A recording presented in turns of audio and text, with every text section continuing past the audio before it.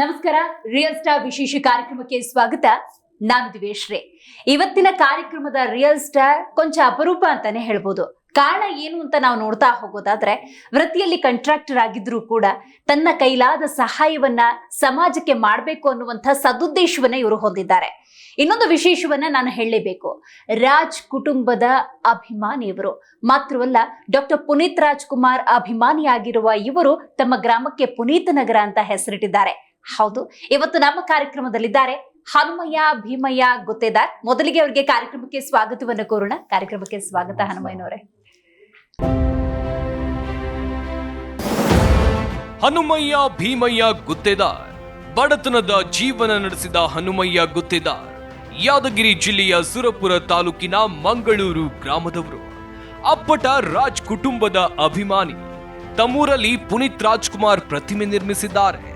ಗ್ರಾಮದ ಬಡಾವಣೆಗೆ ಪುನೀತ್ ರಾಜ್ಕುಮಾರ್ ನಗರ ಅಂತ ಹೆಸರಿಟ್ಟಿದ್ದಾರೆ. ಸಮಾಜ ಸೇವೆ ಜೊತೆಗೆ ಕಾಂಟ್ರಾಕ್ಟರ್ ಕೆಲಸ ನಿರ್ವಹಿಸ್ತಾ ಇರೋ ಇವರು ಬಡವರ ಕಷ್ಟ ಸುಖಕ್ಕೆ ಸ್ಪಂದಿಸುವ ಯುವ ನಾಯಕನಾಗಿ ಬೆಳೆದಿದ್ದಾರೆ. ಇವರಿಗೆ Zee Kannada news real stars award ನೀಡೋಕೆ ನಾವು ಹೆಮ್ಮೆ ಪಡುತ್ತೇವೆ. ಕಾಂಟ್ರಾಕ್ಟರ್ ವೃತ್ತಿಯನ್ನ ನಿರ್ವಹಿಸ್ತಾ ಇದ್ದೀರಿ, ಜೊತೆಗೆ ಸಮಾಜ ಸೇವೆಯನ್ನ ನಿರಂತರವಾಗಿ ನೀವು ಮಾಡ್ಕೊಂಡು ಬರ್ತಾ ಇದ್ದೀರಿ. ಏನ್ ಪ್ರೇರಣೆ ಆಯ್ತು ಹನುಮಯ್ಯನವ್ರು ನಿಮ್ಗೆ? ನಮಗೆಲ್ಲ ಪುನೀತ್ ರಾಜ್ಕುಮಾರ್ ಅವರ ಪ್ರೇರಣೆ ಮೇಡಮ್.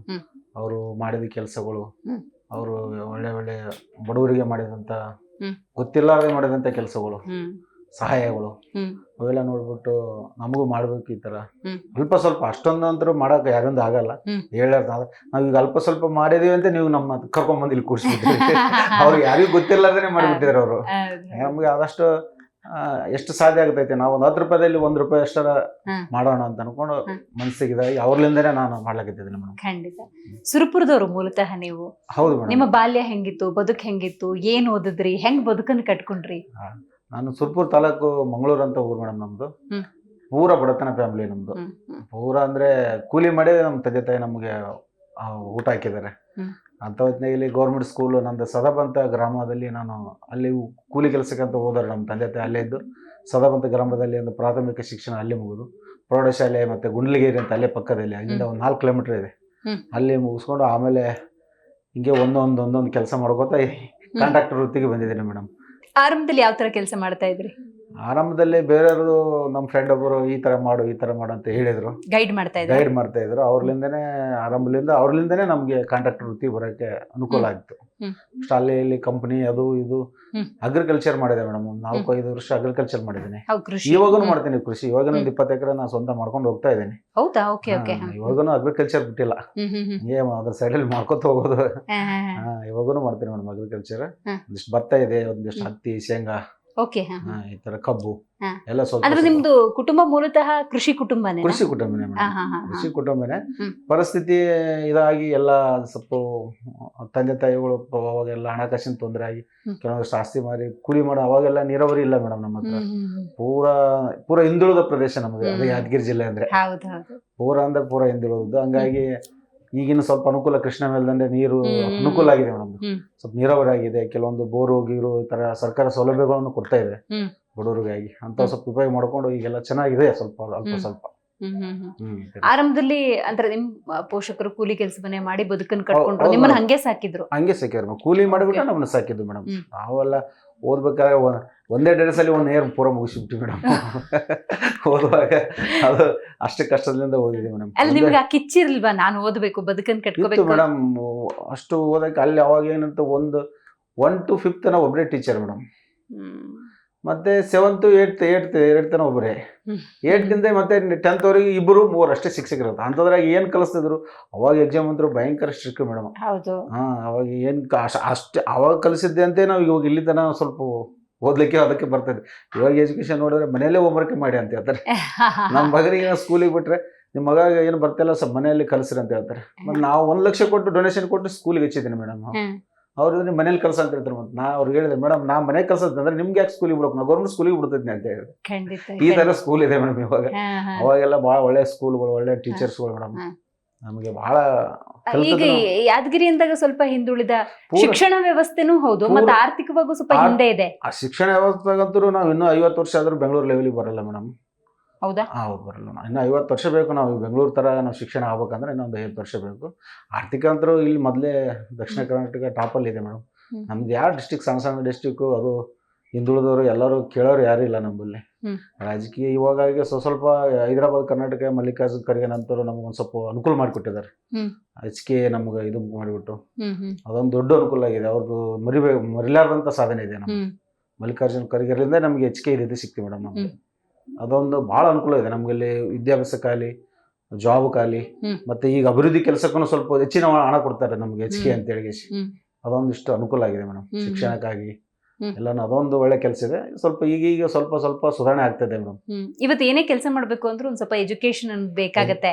ಹೌದು ಮೇಡಮ್. ಈಗ ನೀವು ಹೆಂಗೆ ಅಂದ್ರೆ ಒಂದು ಉದ್ಯಮ ಅಂತ ಅಷ್ಟು ಸುಲಭ ಅಲ್ಲ. ನೀವು ನಿಮ್ ಬದುಕನ್ನು ಕಟ್ಕೊಳ್ಳೋದು ಚಾಲೆಂಜಸ್ ಸವಾಲ್ಗಳು ಜಾಸ್ತಿ ಮೇಡಮ್. ನಾನಂತ ನಾ ಪಟ್ಟಂತ ಕಷ್ಟ ವೈರಿಗೂ ಬರ್ಬಾರ್ದು ಅಂತ ಹೇಳ್ಕೊತೀನಿ ಮೇಡಮ್. ಅಷ್ಟು ಚಾಲೆಂಜಸ್ ಇದೆ. ಇವಾಗೂ ಚಾಲೆಂಜಸ್ ಇದೆ. ಯಾರು ಏನೊಬ್ಬ ಚೆನ್ನಾಗಿರ್ತಾನೆ ಅಂದ್ರೆ 50 ಜನ ಕಾಲ ಜಗ್ತಾ ಇರ್ತಾರೆ ಮೇಡಮ್. ಒಬ್ಬರ ಮೇಲೆ 50 ಜನ ಜಗ್ತಾರೆ. ಇಂಥ ಪ್ರಪಂಚದಲ್ಲೇ ನಾವು ಬದುಕ್ತಾ ಇದೀವಿ. ಅದಕ್ಕೆ ನಮಗೆ ಜಾಸ್ತಿ ಹೊರಗಡೆ ಈ ತರ ಪಬ್ಲಿಸಿಟಿ ಬೇಡ ಅನಿಸ್ತದೆ ಮೇಡಮ್. ಯಾಕೆಂದ್ರೆ ಬಹಳ ಈ ಸಮಾಜ ಬಹಳ ಕೆಟ್ಟ ಸಮಾಜ ಇದೆ ಮೇಡಮ್. ಇಂಥದ್ರಲ್ಲಿ ಫೈಟ್ ಮಾಡ್ಬೇಕಾದ್ರೆ ಬಹಳ ಕಷ್ಟದ ಕೆಲಸನೇ. ನಿಮ್ಗೆ ಅಂದ್ರೆ ಒಂದು ನೀವು ಒಬ್ಬ ಕಾಂಟ್ರಾಕ್ಟರ್ ಆಗಿ ಗುರುತಿಸ್ಕೋಬೇಕು ಅಂದ್ರೆ ಯಾವ್ದೊಂದು ಟರ್ನಿಂಗ್ ಪಾಯಿಂಟ್ ಇರುತ್ತೆ. ಯಾರೋ ನಿಮ್ಮನ್ನ ಮಾಡು ಮುಂದುವರಿ ನೋಡೋಣ ಅಂತ ಹೇಳಿದವರು ಇರ್ಬೋದು. ಹೆಂಗೆ? ನನಗೆ ಒಬ್ರು ಇದಾರೆ ಮೇಡಮ್, ಹಿರಿಯರೊಬ್ರು. ಧೈರ್ಯ ಇಲ್ಲಾರ್ದನಿಗೆ ದೈವನೇ ಇಲ್ಲ ಅಂತ ಹೇಳ್ತಿದ್ರು. ಪ್ರತಿಯೊಂದು ಧೈರ್ಯ ಇರದಾದವನಿಗೆ ದೈವವಿಲ್ಲ. ನೀನ್ ಧೈರ್ಯ ಮಾಡು, ಮುನ್ನೋಗು, ಏನೋ ಆಗ್ತೈತಿ ನನಗೆ. ದೇವ್ರ ಕೈ ಹಿಡಿತಾನೆ. ದೈವ ಇರ್ತೈತಿ ನನಗೆ. ದೈವ ಅಂದ್ರೆ ದೇವರು ನಿಜ. ಅಂದ್ರೆ ಕೈ ಹಿಡಿತಾನೆ ಅಂತೇಳಿ ನನಗೊಬ್ರು ಬಹಳ ಅವ್ರೊಂದು ಇನ್ನೂ ತನ ಅವರು ಎಕ್ಸ್ಪರ್ಟ್ ಆಗಿದ್ದಾರೆ ಮೇಡಮ್. ಬಹಳ ಹಿರಿಯರು ಅವರು. ಅಂತಾರೆ ಒಂಥರ ಫ್ರೆಂಡ್ಶಿಪ್ ತರ ಇದೀವಿ ನಾವು. ಅವ್ರು ಇದನ್ನೇ ನೆನಪು ಬರ್ತಾರೆ ಅವ್ರು ಆಡಿದ ಮಾತುಗಳು ಕೆಲವೊಂದು. ಬಹಳ ಕೆಲವೊಂದು ಟೈಮಲ್ಲಿ ನಾನು ಯಾವುದೋ ಒಂದು ನಮ್ಮಲ್ಲಿ ತಿಂತಿನಿ ಮೌನೇಶ್ವರ ಅಂತ ಒಂದು ದೊಡ್ಡ ದೇವಸ್ಥಾನ ಇದೆ ಮೇಡಮ್. ಅಲ್ಲಿ ದೇವಸ್ಥಾನ ಕಾಯಿ ಮಾರಾಟ ಮಾಡ್ಬೇಕಂತ ನಾನು ಅವ್ರ ಹತ್ರ 2,000 ರೂಪಾಯಿ ಕೊಡಿ, ನಾನು ಒಂದು 15 ದಿನ ಜಾತ್ರೆ ಆಗುತ್ತೆ ಮೇಡಮ್. ಅಲ್ಲಿ 2,000 ರೂಪಾಯಿ ಕೊಡಿ, ನಾನು ಅಲ್ಲಿ ಹೋಗಿ ಕಾಯಿ ಮಾರಾಟ ಮಾಡಿ ಲಾಭ ತಗೊಂಡು ನಿಮ್ಗೆ ಬಂದು ನಿಮ್ಗೆ ದುಡ್ಡು ಕೊಡ್ತೀನಿ ಅಂತ ಹೇಳಿದೆ. ಅವ್ರ ಹತ್ರ 2,000 ಇಸ್ಕೊಂಡು ಅಲ್ಲಿ 7 ದಿನ ಕಾಯಿ ಮಾರಿದೆ ಮೇಡಮ್. -500 ರೂಪಾಯಿ ಆಗ್ಬಿಡ್ತು ನನಗೆ. ಆಮೇಲೆ ಅವ್ರಿಗೆ ಹೋಗಿ 15 ದಿನ ಅವ್ರು ಏನ್ ಹೇಳಿದ್ರು, ಫಸ್ಟ್ ಬೇಡ ಅಂತ ಹೇಳಿದೆ ನಾನು. ನೀನು ಹೋಗಿದೆ ನಂದು 2,000 ರೂಪಾಯಿ ಕೊಡು ಅಂದ್ರೆ ಅವರು 1500 ರೂಪಾಯಿ ಕೊಟ್ಟೆ. 500 ರೂಪಾಯಿ ಮತ್ತೆ ನಾನು ಕೆಲಸ ಮಾಡ್ಬಿಟ್ಟು ಮುಡಿಸ್ತೀನಿ ಅಂತ ಹೇಳಿದೆ. ಸರಿ ಹೋಗು, ಧೈರ್ಯ ಮಾಡಿದೆಲ್ಲ ಸಾಕು, ಅದೊಂದು ಎಕ್ಸ್ಪೀರಿಯನ್ಸ್ ಆಗಿತ್ತಲ್ಲ ನನಗೆ, ಅನುಭವ ಆಯ್ತಲ್ಲ ಅಂತ ಹೇಳಿದ್ರು. ಅದು ಮತ್ತೆ ಆಮೇಲೆ ಅವರು ಕೆಲಸ ಮಾಡೋದು ಅದನ್ನ ಹೆಂಗೋ ಅವ್ರ ಹತ್ರ ಯಾವ್ದೋ ಒಂದು ವೃತ್ತಿ ಅಂದ್ರೆ ಕರಗತ ಆಗ್ಬೇಕಲ್ಲ. ಹೌದು ಮೇಡಮ್. ಅದು ಹೆಂಗೆ ಸಾಧ್ಯ ಆಯ್ತು ನಿಮ್ಗೆ? ಅದು ಬಹಳ ಕಷ್ಟಪಟ್ಟಿದೆ ಮೇಡಮ್. ಅದು ತಿಳ್ಕೊಬೇಕಂದ್ರೆ ಅಷ್ಟು 1 ವರ್ಷ ಹೋಗಿದೆ. ಅದು ತಿಳ್ಕೊಂಡು ಅವ್ರ ಹತ್ರ ಇದು ಮಾಡ್ಬಿಟ್ಟು ಅಲ್ಲಿ ಹೋಗ್ಬಿಟ್ಟು ಪಗಾರ ಇಲ್ಲಾರ್ದ ಕೆಲಸ ಮಾಡಿವಿ. ಎಲ್ಲೆಲ್ಲ ಏನೇನೋ ಮಾಡಿ ತಿಳ್ಕೊಳ್ಬೇಕನ್ನೋದು ಒಂದು ಹಂಬ್ಲನೆ. ಕಲಿಬೇಕನ್ನೋದೇ ಒಂದು ಜಾಸ್ತಿ ಇತ್ತು ನನಗೆ. ಯಾವುದೇ ಒಂದು ವಿಷಯ ಆದ್ರೆ ಇವಾಗಾದ್ರೂ ಒಂದು ಏನೋ ಹೊಸದಿತ್ತ ಕಲಿಬೇಕು, ನೋಡ್ಬೇಕು. ಕಷ್ಟ ಆದ್ರೂ ಪರವಾಗಿಲ್ಲ, ಲಾಸ್ ಆದ್ರೂ ಪರವಾಗಿಲ್ಲ, ನೋಡೋಣ ಏನಾಗ್ತೈತಿ, ಅನುಭವ ಆಗ್ತೈತಿ. ಧೈರ್ಯ ಇದೆ ಮೇಡಮ್. ಲಾಸ್ ಆಗುತ್ತೋ ಲಾಭ ಆಗ್ತಾ ಗೊತ್ತಿಲ್ಲ. ಕೆಲಸ ಅಂದ್ರೆ ದೇವ್ರು ನನಗೆ. ಕೆಲಸ ಯಾವುದೇ ಇರಲಿ ದೇವ್ರಂತೆ ಮಾಡ್ತೀನಿ ನಾನು. ಯಾವುದೇ ಬೇರೆದವ್ರ ಒಂದು ಕೆಲಸ ಇದಪ್ಪ ನೀವು ಹೋಗಿ ಇಂಥದ್ದು ಮಾಡ್ಕೊಂಬ ಅಂತ ಬೇರೆದವ್ರು ಹೇಳಿದ್ರು ಅದು ನನ್ನೇ ಕೆಲಸ ಅಂತ ಮಾಡ್ತೀನಿ. ಯಾವ್ದಾದ್ರು ಹಾಳಾಗಲಿ ಅಂತ ಅನ್ನೋ ಭಾವನೆ ನನ್ನ ಹತ್ರ ಇಲ್ಲ. ಆ ತರ ಕೆಲಸ ಮಾಡ್ತೀನಿ. ಕೆಲಸ ಈಗ ನಾನು ನಂದು ಅನ್ನೋ ಸ್ವಾರ್ಥನೇ ಹೆಚ್ಚು. ಏನಾದ್ರು ದುಡ್ಡು ಬಂತು ಅಂದ್ರೆ ಅದ್ ನನಗೂ ಇರ್ಲಿ, ನನ್ನ ಮಕ್ಳಿಗಿರ್ಲಿ, ನನ್ನ ಮಕ್ಳಿಗಿರ್ಲಿ, ಈ ತರದ ಭಾವನೆ ಸ್ವಾರ್ಥ ಪ್ರಪಂಚ ಇದೆ. ನೀವ್ ಇದ್ರಲ್ಲೂ ಒಂದಷ್ಟು ಸಮಾಜ ಸೇವೆ ಮಾಡ್ಬೇಕು, 4 ಜನಕ್ಕೆ ಉಪಕಾರ ಆಗ್ಬೇಕು ಅನ್ನೋ ಮನೋಭಾವ ಅಂದ್ರೆ ಹೆಂಗ್ ಸಾಧ್ಯ ಆಯ್ತದ? ಮಾಡ್ಬೇಕಲ್ಲ ಮೇಡಮ್. ಮಾಡ್ಲಿಲ್ಲ ಅಂದ್ರೆ ನಮ್ಮ ಮಕ್ಕಳಿಗೆ ಎಷ್ಟು ಮಾಡಿದ್ರು ಮಕ್ಕಳು ಅಂತಾರೆ ಏನ್ ಮಾಡಿದ ನಮ್ಮಪ್ಪ ಅಂತ ಒಂದು ಮಾತು ತಂದೆ ಅಂತಿದ್ದಾರೆ. ಅವ್ರಿಗೆ ಏನ್ ಮಾಡೋದ, ನಾವು ಒಳ್ಳೆ ಎಜುಕೇಶನ್ ಕಲಿಸ್ಬೇಕು. ಬದುಕೋದು ಹಿಂಗಾದ ಭೂಮಿಯಾಗ ನೀವೇನ್ ಮಾಡಿ ಬದುಕ್ತಿರಿ ಬದುಕ್ರಿ, ನಾವ್ ಇಷ್ಟು ಮಾಡಿದ್ವಿ, ನೀವು ಉಳಿದು ನಿಮ್ ಬದುಕ ಅಷ್ಟೇ. ಜಾಸ್ತಿ ಅವ್ರಿಗೆ ಸಂಪಾದನೆ ಮಾಡಿಟ್ರು ಅವ್ರೇನ್ ನಮ್ಗೇನು ಅವ್ರು ಏನ್ ಎಷ್ಟರ ಮಟ್ಟಿಗೆ ಇದಾಗ್ತಾರ ಅಂತ ನಮ್ಗೆ ಗೊತ್ತಿಲ್ಲ. ಆದ್ರೆ ಇದೊಂದು ಸ್ವಲ್ಪ ಅವ್ರ ಜೊತೆ ಇದು ಮಾಡಿದ್ರೆ ಅವ್ರಿಗೇನೋ ಆಗುತ್ತೆ. ನಮ್ಮಪ್ಪ ಈ ತರ ಮಾಡಿದ, ನಾವು ಈ ತರ ಮಾಡ್ಬಿಟ್ಟು ಈ ತರ ಮಾಡೋಣ. ಅವ್ರು ಇಂಥ ಕಷ್ಟ ಕಾಲದಲ್ಲಿ ದುಡಿದು ನಮಗೂ ಇಟ್ಟು ಮತ್ತೆ ಸಹಾಯ ಮಾಡ್ಯಾರ ಅನ್ನೋದೊಂದು ಮನೋಭಾವ ಬರ್ತೈತಲ್ಲ ಮಕ್ಕಳಿಗೆ. ಅವರು ಮುಂದೆ ಮಾಡ್ಕೊತ ಹೋಗ್ಲಿ, ನಮ್ ನೋಡ್ಬಿಟ್ಟು ಸ್ವಲ್ಪ ಮಾಡ್ಲಿ ಕಡೆಗೆ. ಮುಂದಿನ ಪೀಳಿಗೆನೇ ಈ ತರ ಸಮಾಜ ಸೇವೆಯಲ್ಲಿ ಇರಬೇಕು. ಹೌದು ಮೇಡಮ್, ಇರಬೇಕು. ಒಳ್ಳೇದಾದಂತ ಇವತ್ತು ಭೂಮಿಯಾಗ ಎಲ್ಲಾನು ಮಳೆ ಬೆಳೆ ಕರೆಕ್ಟ್ ಆಗ್ತದೆ. ಒಳ್ಳೆಯವರು ಇದಾರೆ, ಕೆಟ್ಟವ್ರು ಇದಾರೆ, ಅದು ಒಳ್ಳೆಯವರು ಇದಾರೆ. ಇಲ್ಲಿ ಒಳ್ಳೆಯವರು ಜಾಸ್ತಿ ಇದಾರೆ. ನಮ್ ಕಣಿ ಕಾಳವರೆಲ್ಲ ಕೆಟ್ಟವರೇ ಜಾಸ್ತಿ ಕಾಣ್ತಾರೆ. ಯಾಕಂದ್ರೆ ಹೊರಗಿನ ಪ್ರಪಂಚದಲ್ಲಿ ಫಸ್ಟ್ ಅಲ್ಲಿ ರೋಡಲ್ಲಿ ಇರೋದೇ ಫಸ್ಟ್ ಕೆಟ್ಟವ್ರು ಇರ್ತಾರೆ. ಒಳ್ಳೆಯವ್ರು ಯಾವತ್ತು ಒಳಗಡೆ ಇರ್ತಾರೆ, ರೋಡಲ್ಲಿ ಇರಲ್ಲ. ನಾವು ರೋಡಲ್ಲಿ ತಿರುಗಾಡೋದ್ನೇ ನಮ್ಗೆ ಮೀಟ್ ಆಗೋರೆ ಇವ್ರು ಕೆಟ್ಟವ್ರು. ಓಕೆ ಓಕೆ ಅವಾಗ ಕರೆಕ್ಟ್ ನಾವೆಲ್ಲ ನಿಜ. ಕೆಟ್ಟ ಪ್ರಪಂಚ ಅಂತ ಹೇಳ್ತೀವಿ. ಒಳ್ಳೆಯವರೆಲ್ಲ ಒಳಗಡೆ ಕುಂತಿರ್ತಾರೆ, ಅವ್ರು ಮೀಟ್ ಆಗಲ್ಲ ನಾವು. ಹೌದೌದು, ನಾವು ರೋಡ್ ನೋಡ್ಬಿಟ್ಟು ಅಯ್ಯಪ್ಪ ಇದು ಯಾಕೋ ಸವಾಸ ಬೇಡ. ಸಹವಾಸ ಬೇಡ. ಹೊರಗಡೆ ಇರೋದು ಅವರೇ ಇರ್ತಾರೆ ನಮ್ಮ. ಹೌದು, ನಿಜ ನಿಜ. ಹಾ, ಅಂದ್ರೆ ನಾವು ಇದು- ಓಡಾಡ್ಬೇಕಾಗಿರೋ ಬದುಕು ಕಟ್ಕೋಬೇಕಾಗಿದೆ ಅದೇ ಅದೇ ರಸ್ತೆ. ರಸ್ತೆಯಲ್ಲಿ. ನಿಜ, ಹಿಂಗಾಗಿ ಒಳ್ಳೆ ಮಾತು. ನಾವು ಒಳ್ಳೆಯವರೆಲ್ಲ ಒಳಗಡೆ ಇರ್ತಾರೆ, ಅವ್ರು ಮೀಟ್ ಆಗಕ್ ಹೋಗಲ್ಲ ನಾವು. ಈ ಕೆಟ್ಟವ್ರು ಇದ್ರೆ ಕೆಟ್ಟವ್ರು, ಪ್ರಪಂಚ ಎಲ್ಲ ಕೆಟ್ಟದೇ ಅನ್ಕೊಂಡ್ಬಿಡ್ತೀವಿ. ಅಂದ್ರೆ ಒಳ್ಳೇದು ನೀವು ಒಳ್ಳೇದು. ಹೇಳೋದು ಒಳ್ಳೇದನ್ನ ನೀವು ನೋಡ್ಬೇಕು, ಬಯಸ್ಬೇಕು, ಹೌದು. ಅವಾಗ ಒಳ್ಳೇದಾಗತ್ತೆ ಅಂತ. 100% ಆಗುತ್ತೆ ಮೇಡಮ್. ಹಾ, ಹಾ, ಹಾ. ಒಳ್ಳೇದಂದು ಹುಡುಕಾಡ್ಕೊಂಡು ಹೋದ್ರೆ ಒಳ್ಳೇದಾಗೇ ಆಗುತ್ತೆ ಅದು. ಹ್ಮ್. ನಾವು ಒಳ್ಳೆ ಮನಸ್ಸಲ್ಲಿ ಕೆಲಸ ಮಾಡಿದ್ರೆ ಎಲ್ಲೇರೋ ಭಗವಂತ ಎಲ್ಲಾರು ಕೊಡ್ತಾನೆ. ಇಲ್ಲಿ ಕೊಡ್ಲಿಲ್ಲ ಅಂದ್ರೆ ಮುಂದೆ ಎಲ್ಲಾರು ಕೊಟ್ಟೆ ಕೊಡ್ತಾನೆ ಅನ್ನೋ ನಮ್ಗೆ ನಂಬಿಕೆ ಇದೆ. ಒಳ್ಳೆ ಕೆಲಸ ಮಾಡ್ಬೇಕು, ಒಳ್ಳೇದನ್ನೇ ಬಯಸ್ಬೇಕು ಅಷ್ಟೇ. ಓಕೆ ಓಕೆ, ಖಂಡಿತವಾಗ್ಲು. ಈಗ ಇದೆಲ್ಲದ್ರ ನಡುವೆ ಹಾ, ಮೇಡಮ್. ರಾಜ್ ಕುಟುಂಬದ ಅಭಿಮಾನಿ ನೀವು. ಪಕ್ಕ ಅಭಿಮಾನಿ ಮೇಡಮ್. ಯಾಕೆ, ಹೆಂಗೆ ಅದು ಸಿನಿಮಾಗಳನ್ನ ನೋಡ ಅಥವಾ 4 ಜನ ಆಡಿದ ಮಾತು ಕೇಳ ಹೆಂಗೆ ಅಭಿಮಾನ ಇಲ್ಲ ಅನ್ನೋದು? ಮೇಡಮ್, ಮೊದಲಿಂದನೂ ರಾಜ ಕುಟುಂಬದ ಎಲ್ಲರೂ ಕರ್ನಾಟಕದಲ್ಲಿ ಇರ್ತಾರೆ, ಹಾ. ಎಲ್ಲರೂ ಆಲ್ಮೋಸ್ಟ್ ಅಲ್ಲಿ ಇರ್ತಾರೆ. ಆದ್ರೆ ವಿಶೇಷ ಅಭಿಮಾನಿ ಆಗ್ಬೇಕಲ್ಲ, ಅದ ಹೆಂಗೆ ಅಂತ. ವಿಶೇಷ ಅಭಿಮಾನ ಯಾಕಂತ ನಾವು ಪುನೀತ್ ರಾಜ್ಕುಮಾರ್ ಅಂದ್ರೆ ಚಿಕ್ಕ ವಯಸ್ಸಿನಿಂದನೇ ನಾವು ಹುಡ್ಕೋತಾ ಬಂದಿದ್ದು. ಹ್ಮ್. ಅವ್ರದ್ದು ಇರ್ತಕ್ಕಂಥ ಸ್ಟೈಲ್, ಆ ನಗುನೇ ಒಂದು ಎಲ್ಲರಿಗೆ ಅಟ್ರಾಕ್ಷನ್ ಆಗುತ್ತೆ ಮೇಡಮ್. ಹ್ಮ್. ಅದರಿಂದ ನಮ್ಮ ಮನೆಗೆ ಎಲ್ಲರೂ ಮೇಡಮ್, ನಮ್ಮ ಮಕ್ಕಳು 5 ವರ್ಷ ಮಕ್ಕಳು ಎಲ್ಲರೂ ಅವನೇ ಬೇಕಂತಾರ. ಹೋಗೋಣ ನಡಿ ಅಂದ್ರೆ ಈಗ 2 ಸಲ ಬೆಂಗಳೂರು ಬಂದ್ರೆ 2 ಸಲ ಅಲ್ಲಿಗೆ ಹೋಗಿ ಬರ್ತೀವಿ ಮೇಡಮ್. ನಾವು ಯಾವಾಗ ಬೆಂಗಳೂರಿಗೆ ಬರ್ತೀವಿ ಫ್ಯಾಮಿಲಿ, ಅಲ್ಲಿ ಹೋಗ್ಲಾರ್ದು ಹೋಗದೇ ಇಲ್ಲ. ಪುನೀತ್ ಸಮಾಧಿ ಹತ್ರ ಹೋಗದೇ ಇಲ್ಲ ನಾವು. ಭೇಟಿ ಆಗ್ಬೇಕಿತ್ತು ಅಂತ ಅನ್ಸಿದ್ದಿಲ್ಲ? ಭಾಳ ಸಲ ಭೇಟಿ ಆಗ್ಬೇಕಂತ ಪ್ರಯತ್ನ ಮಾಡಿದ್ವಿ, ಆಗಿಲ್ಲ ಮೇಡಮ್. ಇವಾಗಾದ್ರೂ ಅವ್ರ ಫ್ಯಾಮಿಲಿಗೆ ಒಂದ್ಸಲ ಭೇಟಿ ಆಗ್ಬೇಕು ಅವಕಾಶನೇ ಸಿಗಲ್ಲ ನಮಗೆ. ನಿಮ್ಮಿಂದ ಏನಾದ್ರು ಅವಕಾಶ ಸಿಕ್ಕರೆ ಸ್ವಲ್ಪ ಮಾಡಿಕೊಡಿ ನಮಗೆ. ಖಂಡಿತ ಶಿವರಾಜ್ಕುಮಾರ್ ಅವರಿಗೆ ಮತ್ತೆ ನಮ್ಮ ಅಶ್ವಿನಿ ಪುನೀತ್ ರಾಜ್ಕುಮಾರ್ ಅವ್ರಿಗೆ ಒಂದ್ಸಲ ಮೀಟ್ ಹಾಕೋದೈತಿ. ಯಾವಾಗ ಕೂಡಿ ಬರ್ತೋ ಗೊತ್ತಿಲ್ಲ ಮೇಡಮ್. ಭಾಳ ಸಲ ಪ್ರಯತ್ನನೂ ಮಾಡಿದ್ವಿ, ಮೊನ್ನೆ ಬಂದಾಗೂ ಪ್ರಯತ್ನ ಮಾಡಿದ್ವಿ ಮೇಡಮ್. ಮೊನ್ನೆ ಫ್ಯಾಮಿಲಿ ಟೂರ್ ಅಂತ ಒಂದು ಬೇಸಿಗೆ ರಜೆಯಲ್ಲಿ ಒಂದ್ಸಲ ಬೆಂಗಳೂರಿಗೆ ಬರ್ತೀವಿ ಮೇಡಮ್. ಒಂದು ಫಿಕ್ಸ್ ಮಾಡಿದ್ವಿ ಬೆಂಗಳೂರಿಗೆ ಬಂದು ಒಟ್ಟ ಒಂದ್ಸಲ ಬೆಂಗಳೂರಿಗೆ ಬರ್ಬೇಕಂತ. ಮನೆ ಬಂದಾಗ ಮನೆ ಎಲ್ಲ ಹೋಗಿದ್ವಿ, ಅವರು ಇಲ್ಲ ಮನೆಯಲ್ಲ ಅಂತ ಹೇಳಿದ್ರು ಮೇಡಮ್. ಅವರು ಸಿಗಬೇಕಲ್ಲ, ಅವ್ರವ್ರ ಒತ್ತಡ ಪರಿಸ್ಥಿತಿಯಲ್ಲಿ ಇರ್ತಾರೆ. ಖಂಡಿತ. ಅಲ್ಲ, ಇದನ್ನ ಅರ್ಥ ಮಾಡ್ಕೊಳ್ಳೋ ಅಭಿಮಾನಿ ಅಲ್ವಾ ನೀವು, ಅದು ಬಹಳ ಮುಖ್ಯ. ಸಿಕ್ಕಿಲ್ಲ ಅಂದ್ರೆ ಕೋಪ ಇಲ್ಲ, ಸಿಕ್ಕಿಲ್ಲ ಅಂದ್ರೆ ಬೇಸರ ಇಲ್ಲ. ಅವ್ರವ್ರ ಪ್ರಪಂಚದಲ್ಲಿ ಬಿಸಿನೇ ಇರ್ತಾರೆ ಮೇಡಮ್. ಅವ್ರಿಗೆ ದೊಡ್ಡ ಲೆವೆಲ್ ಅಲ್ಲಿ ಇರ್ತಾರೆ, ಅವ್ರಿಗೆ ಶೆಡ್ಯೂಲ್ ಬಿಸಿ ಇರ್ತೈತಿ, ಒಂದೊಂದು ನಿಮಿಷನೂ ಇಂಪಾರ್ಟೆಂಟ್. ನಮ್ ತರ ಎಲ್ಲಿ ಇರ್ತೈತಿ ಇರ್ಬೇಕು ಬಾರ ಆನೆಗೆ ಆನೆ ಬಾರ. ಅವರಲ್ಲಿ ಅವರಿಂದ ಸಾಕಷ್ಟು ಜನ ಇದಾರಲ್ಲ ಮೇಡಮ್. ಹೌದು, ಅವರೇ ನಂಬಿ ಜೀವನ ಮಾಡೋರು ಸಾಕಷ್ಟು ಜನ ಇದಾರೆ. ನಿಜ. ಬರೀ ಬಂದವರಿಗೆಲ್ಲ ಮೀಟ್ ಹಾಕೋದ್ ಕೂತ್ರೆ ಅವ್ರು ನಂಬಿ ಜೀವನ ಮಾಡೋರ್ ಗತಿ ಏನಾಗ್ತೈತಿ, ಖಂಡಿತ ಅವ್ರಿಗೆ ತೊಂದರೆ ಆಗ್ತೈತಲ್ಲ ಮೇಡಮ್. ಖಂಡಿತ.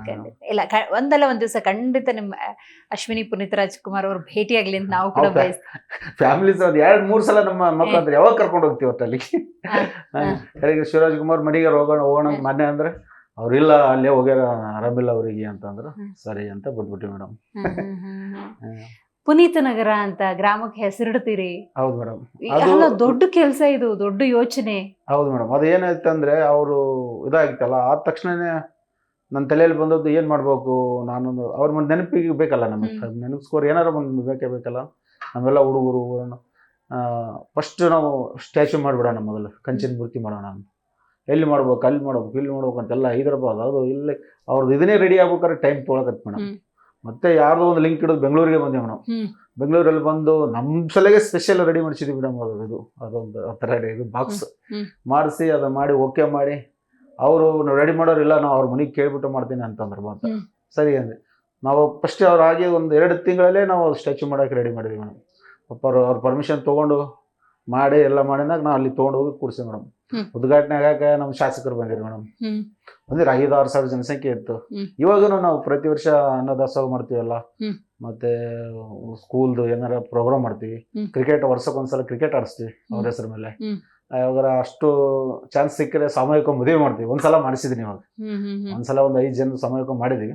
ಮತ್ತೆ ಆ ತರ ಅವಕಾಶ ಸಿಕ್ಕರೆ ನೋಡ್ಬೇಕಂತ ಐತಿ. ಇನ್ನೊಂದ್ಸಲ ಸಾಮೂಹಿಕ ಮದುವೆ ಮಾಡ್ಬೇಕಂದ್ರೆ ಬಹಳ ಕಷ್ಟ ಇದೆ ಮೇಡಮ್. ಗೌರ್ಮೆಂಟ್ ಇಂದ ಎಲ್ಲ ಎತ್ತೋಗ್ಬೇಕು.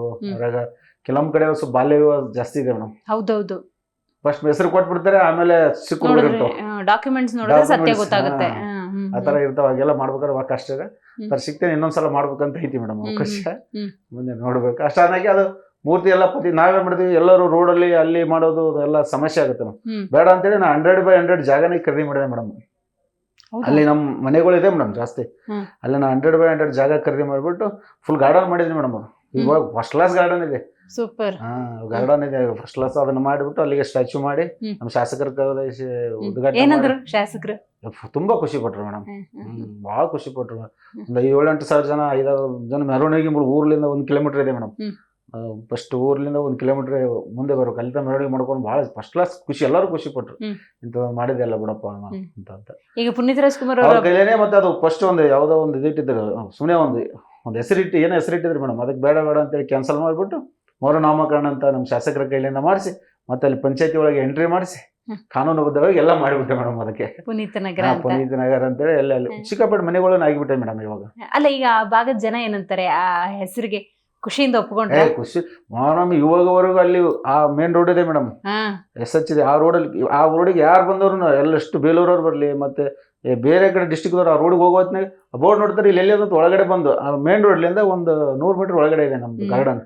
ಪ್ರವಾಸಿ ತಾಣ ಆಗ್ಬಿಟ್ಟಿದೆ. ಒಂದು ಫೋಟೋ ತಗೊಳ್ಳೋದು ಅಲ್ಲೆಲ್ಲ ಹೂವು ಡಕ್ಷನ್ ಬಾರಿ ನೈಸ್ ಆಗಿಬಿಟ್ಟಿದೆ ಮೇಡಮ್.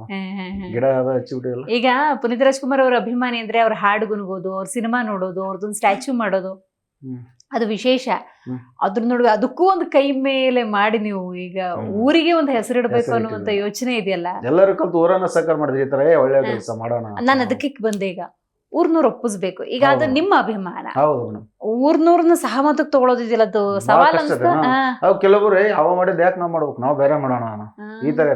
ಅಂದ್ರೆ ಊರನ್ನವ್ರು ಯಾರು ಅವ್ರ ಹೆಸರಿದ್ರೆ ಯಾರು ಬೇಡ, ಎಲ್ಲಾನು ಅವ್ರಂದ್ರೆ ಎಲ್ಲರೂ ಪ್ರೀತಿ ಮಾಡ್ತಾರಲ್ಲ, ಹಿಂಗಾಗಿ ಯಾರು ಎಲ್ಲರೇ ಮಾಡೋಣ ಅಂತ ಎಲ್ಲರೂ ಮಾಡಿದ್ರು. ಇವಾಗ ಪ್ರತಿ ವರ್ಷ ನಾವು ಬರ್ತಡೇ ಮಾಡ್ಬೇಕಾದ್ರೆ 4,000-5,000 ಜನ ಊಟ ಮಾಡ್ತಾರೆ ಮೇಡಮ್.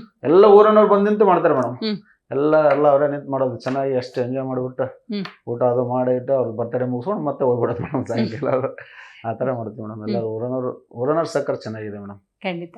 ಈಗ ವಿದ್ಯಾರ್ಥಿಗಳ ವಿದ್ಯಾಭ್ಯಾಸಕ್ಕೆ ಹೆಲ್ಪ್ ಮಾಡ್ತೀರಿ, ಸಾಮೂಹಿಕ ಮದುವೆಗಳಿರ್ಬೋದು ಅಥವಾ ಯಾವುದೇ ಉತ್ಸವ, ಮತ್ತೊಂದು ಪೂಜಾ ಕಾರ್ಯಕ್ರಮಗಳು, ದೇವಸ್ಥಾನ ಅಂದಾಗ ನಮ್ ಕೈಲಾದೊಂದು ಸಹಾಯ ಮಾಡ್ಬೇಕು ಅನ್ನುವಂತ ಮನೋಭಾವ. ಅಂದ್ರೆ ನನಗೆ ನಿಮ್ಮ ಮೂಲದ ಬಗ್ಗೆ ಕುತೂಹಲ.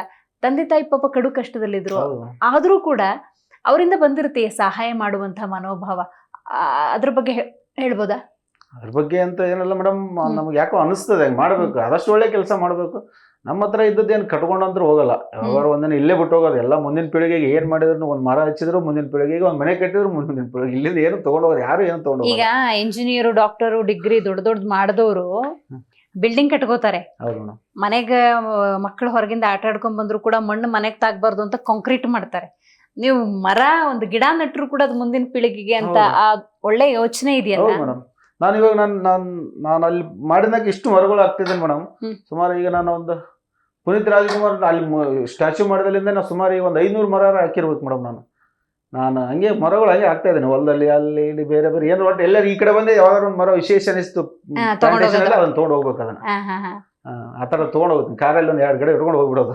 ಹೋಗೋದು ಎಲ್ಲಿ ಜಾಗ ಖಾಲಿ ಇರ್ತೈತೆ ಅಲ್ಲಿ ಹೆಚ್ಚಿಬಿಡೋದು. ನಿಮ್ ಕುಟುಂಬದವ್ರು ಏನಂತಾರೆ? ಸಹಕಾರ ನೀಡ್ತಾರೆ ನಿಮ್ಮ ಎಲ್ಲಾ ಪ್ರಯತ್ನ? ನಾವ್ ಏನ್ ಮಾಡಿದ್ರು ಎಸ್ ಅಂತಾರೆ. ಸರಿಯಾಗಿ ಮಾಡ್ತಿದ್ದಾರೆ ಅಂತ ವಿಶ್ವಾಸ ಇದೆ. ಅವ್ರು ಏನ್ ಮಾಡಿದ್ರು ಎಲ್ಲ ಮಾಡ್ತಾನೆ, ಒಳ್ಳೆ ಕೆಲಸ ಮಾಡ್ತಾನ. ಅವ್ರು ಏನಾರು ಮಾಡ್ಲಿ ಬಿಡು ಅಂತ ಬಿಟ್ಬಿಟ್ರೆ ಅದೇನ್ ನಮ್ಗೇನು ಕ್ವಶನ್ ಮಾಡಲ್ಲ. ಯಾಕೆ ಮಾಡ್ದಿ, ಇದು ಯಾಕೆ ಹಾಳು ಮಾಡ್ತಿ, ಇದಕ್ಕೆ ಎಷ್ಟು ದುಡ್ಡು ಹೋಯ್ತು, ಏನೋಯ್ತು ಅಂತ ಏನೂ ಕೇಳಲ್ಲ ಮೇಡಮ್. ಆಯ್ತು, ಅವ್ರು ಏನೋ ಮಾಡ್ಲಕತ್ತಾರ ಮಾಡ್ಲಿ, ಕೆಟ್ಟದಂತ್ರೂ ಮಾಡಲ್ಲ ಮೇಡಮ್. ಇಲ್ಲೇ ತನ ಅದೊಂದು ವಿಶ್ವಾಸ ಅದ. ಕೆಟ್ಟದ್ ಮಾಡಲ್ಲ, ಏನೇ ಮಾಡಿದ್ರು ಒಳ್ಳೇದ್ ಮಾಡ್ತಾನ ಅನ್ನೋ ನಂಬಿಕೆ ಮೇಲೆ ಮಾಡ್ತಾರೆ. ಇಂಥದ್ದೇನೇ ಸಮಾಜ ಸೇವೆ ಮಾಡ್ಬೇಕು ಅಂದ್ರೆ ಕೈಯಲ್ಲಿ ದುಡ್ಡು ಓಡಾಡ್ತಿರ್ಬೇಕು. ಈಗ ಮತ್ತೆ ಇಂಥದಕ್ಕೆಲ್ಲ ದೊಡ್ಡ ಜವಾಬ್ದಾರಿ, ದೊಡ್ಡ ಮಟ್ಟದ ಇನ್ವೆಸ್ಟ್ಮೆಂಟ್. ಏನೋ ನೀವು ಮಾಡ್ತಿದ್ರಿ ಅಂತ ಇನ್ನೊಬ್ರನ್ನ ಕೇಳಕ್ ಆಗಲ್ಲ, ನೀವು ತಗೊಂಡಿರೋ ನಿರ್ಧಾರ. ಹೆಂಗ್ ಬ್ಯಾಲೆನ್ಸ್ ಮಾಡ್ತೀರಿ? ಎಲ್ಲ ಮಾಡ್ಬೇಕು ಮೇಡಮ್. ಅದು ನಿಧಾನಕ್ಕಾಗಿ ಇಷ್ಟ ಕೆಲಸದಲ್ಲಿ ಏನೇನೋ ನಮ್ ಪ್ಲಾನ್ ಪ್ರಕಾರ ಮಾಡ್ಬೇಕಾಗುತ್ತೆ. ಅದ್ ಮಾಡೋದ್ನಾಗ ಇದೆ ಹಂಗೆ ಮಾಡ್ಬೇಕು ಅಂತ ಅನ್ನಂಗಲ್ಲ. ನಾವ್ ಏನೋ ಮಾಡಕ್ ಬಂದಿರ್ತೀವಿ, ಏನೋ ಆಗ್ತಿರ್ತದೆ. ಅದು ನೀವು ಒಂದು ಸಣ್ಣದ್ ಅಂದ್ಕೊಂಡ್ರೆ ದೊಡ್ಡ ಮಟ್ಟಕ್ಕೆ ಹೋಗ್ಬಿಟ್ಟಿರ್ತೈತಿ ಮೇಡಮ್.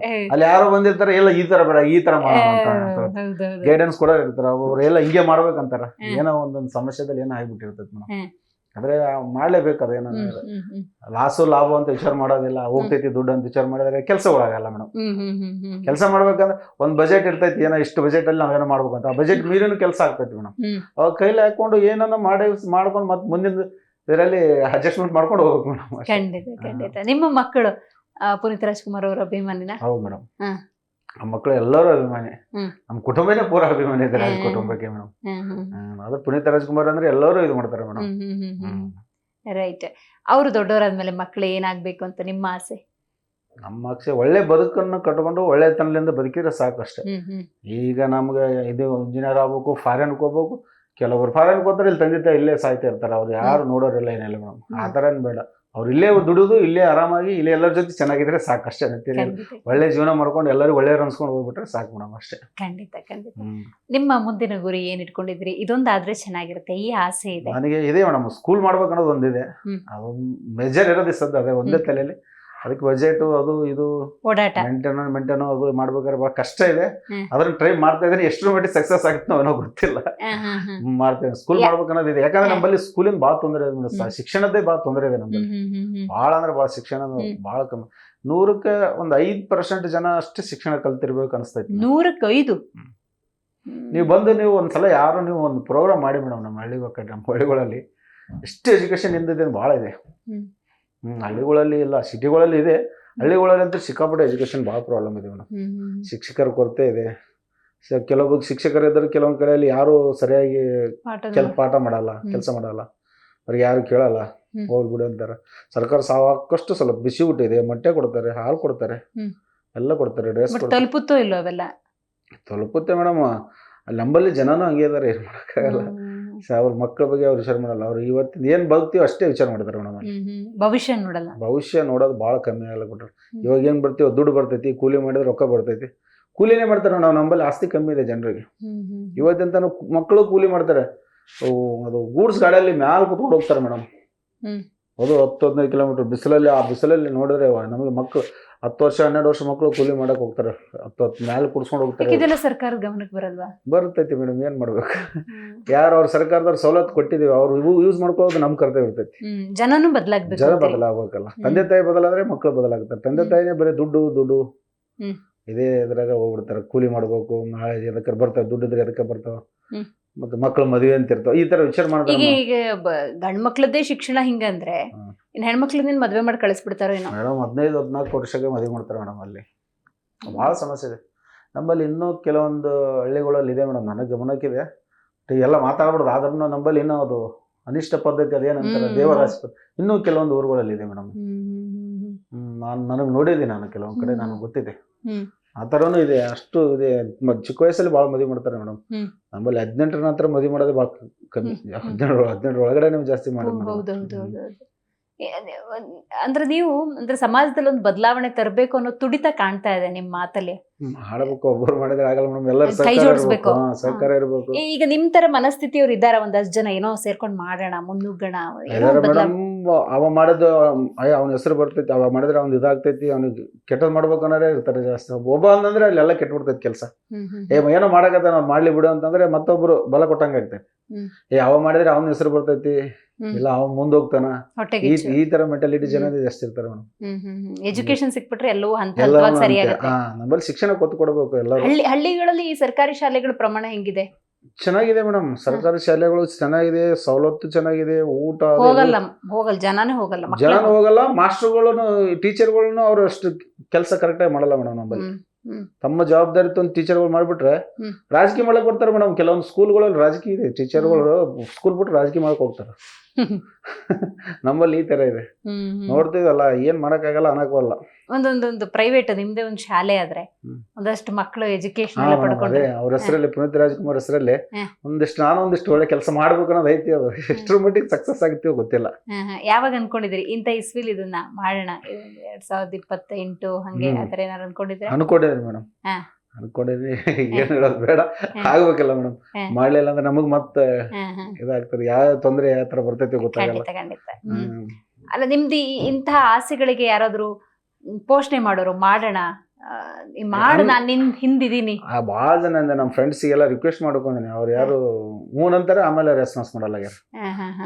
ನೋಡ್ಬೇಕು ಮೇಡಮ್, ಯಾರು ಒಂದ್ ಸ್ವಲ್ಪ ನಂಗೆ ಸಹಕಾರ ಕೊಡೋರಿದ್ರೆ ಏನಾರು ಅಷ್ಟೊತ್ತಿಗೆ ಏನಾರ ಒಂದು ಪ್ಲಾನ್ ಆಗ್ತಿತ್ತು. ಸಹಕಾರ ಕೊಡ್ತಿಲ್ಲ ಯಾರು. ಸಹಕಾರ ಕೊಟ್ರೆ ಮಾಡ್ಬೇಕಂತ ಐತಿ. ಅದಕ್ಕೆ ಸಹಕಾರ ಕೊಡ್ಲಿಲ್ಲ ಅಂದ್ರೆ ದೊಡ್ಡ ಜವಾಬ್ದಾರಿ ಮಾಡ್ತೀನಿ ಮೇಡಮ್. ಸಹಕಾರ ಕೊಡ್ಲಿಲ್ಲ ಅಂದ್ರೆ ಮಾಡೇ ಮಾಡ್ತೀನಿ. ಗುರಿ ಸ್ವಲ್ಪವರೆಗೂ ಬಿಡಲ್ಲ. ಖಂಡಿತ ಮಾಡೇ ಮಾಡ್ತೇನೆ ಮೇಡಮ್. ನಿಮ್ಗೊಂದು ಆತ್ಮತೃಪ್ತಿ ಇದೆಯಾ ಇದುವರೆಗೂ ನೀವು ಮಾಡಿರುವಂತ ಕೆಲಸ? ಭಾಳ ಇದೆ ಮೇಡಮ್. ನಾ ಮಾಡಿದ ಕೆಲಸ ನನಗೆ ಆಗ್ತದೆ. ಇವತ್ತಿನವರೆಗೂ ಇದೆ ಮೇಡಮ್. ಇವತ್ತಿನವರೆಗೂ ನಾ ಏನೇ ಮಾಡಿದ್ರು ಒಳ್ಳೇದಾದ್ರೆ ಮಾಡ್ತೀನಿ. ನಾವು ಅವ್ರು ಕಳೆದಲ್ಲಿ ನಮ್ಮ ಪಾಡೆ ನಾವು ಹೋಗ್ಬಿಡ್ತೀವಿ ಮೇಡಮ್. ಕೆಟ್ಟದ್ದು ಮಾಡಕ್ಕೂ ಹೋಗಲ್ಲ, ಕೆಟ್ಟದ್ದು ಬೇಸಕ್ ಹೋಗಲ್ರಿ, ಏನಿಲ್ಲ. ಅವ್ರು ಏನ್ ಹೇಳಿದಾರೆ, ಒಳ್ಳೇದ್ ಮಾಡಕ್ ಆಗಲ್ಲ, ಸುಮ್ ಕುತ್ಕೊಂಡ್ಬಿಡು, ಕೆಟ್ಟದಂತೂ ಆಗ್ಬಾರ್ದು ಅಷ್ಟು ಅನ್ಕೊಂಡ್ಬಿಟ್ಬಿಡ ಮೇಡಮ್. ಅವ್ರು ಏನಾರ ಅಲ್ಲಿ ಬಿಡ್ಲಿಕ್ಕೆ ಹೋಗ್ಬಿಡೋದು ಮೇಡಮ್, ಅಷ್ಟೇ. ಸಾಕು, ಇಷ್ಟು ವರ್ಷ ಮಾಡಿದಿರಾ, ಇನ್ನೇನ್ ನಾವು ನೋಡ್ಕೊಳ್ಳೋಣ ಅಂತ ಮನೇಲಿ ಮಾತಾಡಲ್ವಾ? ಹಂಗೇನು ಮಾತಾಡಲ್ಲ ಮೇಡಮ್. ನಮ್ ಕೈ ಏನ ಪೂರ ಎಲ್ಲಷ್ಟು ಅಂತೂ ನಾವು ಮಾಡಕತ್ತಿಲ್ಲ ಮೇಡಮ್. ನಮ್ಮ ಫ್ಯಾಮಿಲಿಗೆ ಏನ್ ಮಾಡ್ಬೇಕು ಅದು ಮಾಡ್ಬಿಟ್ಟೆ ಮಾಡ್ಲಾಕತ್ತೀನಿ. ನಾವು ಫ್ಯಾಮಿಲಿಗೆ ಅಂತೇಳಿ ನಾನು ಗಳಿಸೋದು ಅಷ್ಟೊಂದೇನಿಲ್ಲ.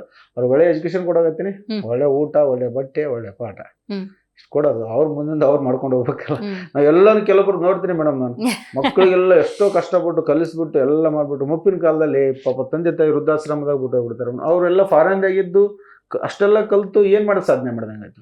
ಹೌದು. ಆ ಮೂಲ ಸಂಸ್ಕಾರವೇ ಇಲ್ಲ. ಮುಪ್ಪು ಅನ್ನೋದು ಎಲ್ಲರಿಗೂ ಬರ್ತೈತೆ. ಅದೇ ಮಕ್ಕಳು ನಮ್ಮ ಜೊತೆನೆ ಬೆಳೆಸ್ಬಿಟ್ಟು ನಮ್ಮ ತಾಯಿ ತಂದೆ ಅತ್ತೆ ಮಾವ ನೋಡ್ಕೋಬೇಕು. ಅನ್ನೋ ಎಲ್ಲರ ಜೊತೆ ಇದ್ರೆ ಅವ್ರದ್ದು ಏನನ್ನೋದು ಗೊತ್ತೂ ಆಗ್ತೈತೆ ಮೇಡಮ್. ಹ್ಮ್. ನಾವು ಒಳ್ಳೆ ಸ್ಕೂಲಿಗೆ ಬಿಟ್ಟು ಅಲ್ಲಿ ಬಿಟ್ಟು ಹೊರಗಡೆನೆ ಹೋಗ್ಬಿಟ್ಟು ಹ್ಮ್. ಈ ತರ ನೋಡ್ತೀನಿ ಮೇಡಮ್. ಬಹಳ ಜನ ಇದಾರೆ. ಹ್ಮ್. ಹ್ಮ್. ಹ್ಮ್. ಅದು ಏನ್ ಮಾಡಿದ್ವಿ ಅಷ್ಟೇ ಅಲ್ಲ, ನಾನು ಅವ್ರಿಗೂ ಒಂದಿನ ಮುಪ್ಪು ಆಗಬೇಕಲ್ಲ ಮೇಡಮ್, ಅವ್ರಿಗೂ ಒಂದಿನ ನಿಜ ಬರಬೇಕು. ನಿಜ ನಿಜ. ಅವರ ವಿಚಾರ ಮೇಡಮ್. ಒಂದು ಯುವ ಸಮೂಹಕ್ಕೆ ನಿಮ್ಮ ಸಂದೇಶ ಏನ್ ಹೇಳಕ್ ಬಯಸ್ತೀರಿ? ನಾನು ತಂದೆ ತಾಯಿ ಚೆನ್ನಾಗಿ ನೋಡ್ಕೊ ಅಂತ ಹೇಳ್ತೇನೆ ಮೇಡಮ್. ಹ್ಮ್. ಹ್ಮ್. ಒಳ್ಳೆ ಕೆಲಸ ಮಾಡಿ ಹ್ಮ್. ಮತ್ತೊಬ್ಬರಿಗೆ ಮಾಡ್ಲಿಕ್ಕೆ ಬಿಡಿ. ಖಂಡಿತ. ಇವತ್ತಿನ ಕಾರ್ಯಕ್ರಮದಲ್ಲಿ ನೀವು ಭಾಗಿಯಾಗಿ ಪುನೀತ್ ರಾಜ್ಕುಮಾರ್ ಅವರ ಬದುಕು ನಿಮ್ಗೆ ಹೆಂಗೆ ಪ್ರೇರಣೆ ಆಯ್ತು ಅಂತ ತಿಳಿಸಿದ್ರೆ, ಕೈಲಾದ ಮಟ್ಟಿಗೆ ಸಮಾಜಕ್ಕೆ ಒಂದಷ್ಟು ಕೊಡುಗೆಯನ್ನ ನೀಡುವಂತಹ ಒಂದಷ್ಟು ಪ್ರಯತ್ನಗಳನ್ನ ಜನಸಾಮಾನ್ಯರು ಮಾಡಬೇಕು ಅನ್ನೋ ಸಂದೇಶವನ್ನ ನೀಡಿದಿರಿ. Thank you so much. Thank you. So ನೋಡಿದ್ರೆ ವೀಕ್ಷಕರೇ, ಇವತ್ತಿನ ನಮ್ಮ ಕಾರ್ಯಕ್ರಮದಲ್ಲಿ ಹನುಮಯ್ಯ ಭೀಮಯ್ಯ ಗುತ್ತೇದಾರರು ಭಾಗಿಯಾಗಿದ್ರು. ಕೂಲಿ ಬದುಕನ್ನ ನಡೆಸ್ತಾ ಇದ್ರು ಇವರ ಪೋಷಕರು. ನಂತರದ ದಿನಗಳಲ್ಲಿ ಕಷ್ಟಪಟ್ಟು ಕೈಲಾದ ಮಟ್ಟಿಗೆ ಓದಿ ಬದುಕನ್ನು ಕಟ್ಟಿಕೊಂಡು ಕಾಂಟ್ರಾಕ್ಟರ್ ಆಗಿ ಆ ನಂತರದ ಸಂದರ್ಭದಲ್ಲಿ ತಾನು ದುಡಿದ ಹಣದಲ್ಲಿ ಒಂದು ಭಾಗವನ್ನ ಸಮಾಜಕ್ಕಾಗಿ ಮೀಸಲಿಟ್ಟಂತಹ ಅತ್ಯದ್ಭುತವಾದಂತಹ ವ್ಯಕ್ತಿತ್ವ ಇವರದ್ದು. ಪುನೀತ್ ರಾಜ್ಕುಮಾರ್ ಅಭಿಮಾನಿ, ಹಾಗಾಗಿ ಪುನೀತ್ ನಗರ ಅನ್ನುವಂಥ ಹೆಸರನ್ನು ಇಟ್ಟಿದ್ದಾರೆ ಅವ್ರ ಊರಿಗೆ. ಮಾತ್ರವಲ್ಲ, ತನ್ನ ಕೈಲಾದ ಮಟ್ಟಿಗೆ ಸಾಮೂಹಿಕ ವಿವಾಹ ಇರ್ಬೋದು, ವಿದ್ಯಾಭ್ಯಾಸ ಇರ್ಬೋದು, ಹೇಗಾಗುತ್ತೆ ಹಾಗೆ ಸಾಮಾಜಿಕ ಕಾರ್ಯಗಳನ್ನ ಮಾಡ್ತಾನೆ ಇದ್ದಾರೆ. ಮುಂದಕ್ಕೂ ಕೂಡ ಮುಂದುವರಿಯುತ್ತೆ ಅನ್ನುವಂತಹ ಆಶಾಭಾವನೆಯವರದ್ದು. ಒಂದು ಗುರಿಯನ್ನು ಇಟ್ಕೊಂಡಿದ್ದಾರೆ, ಒಂದು ಶಾಲೆಯ ನಿರ್ಮಾಣ ಅಂತ ಹೇಳಿ. ಆದಷ್ಟು ಬೇಗ ಆಸೆ ಈಡೇರ್ಲಿ ಅಂತ ಹೇಳ್ತಾ ಇವತ್ತಿನ ಕಾರ್ಯಕ್ರಮವನ್ನು ಮುಗಿಸೋಣ. ನೋಡ್ತಾ ಇರಿ ಜಿ ಕನ್ನಡ ನ್ಯೂಸ್, ಸತ್ಯವೇ ಸುದ್ದಿಯ ಜೀವಾಳ.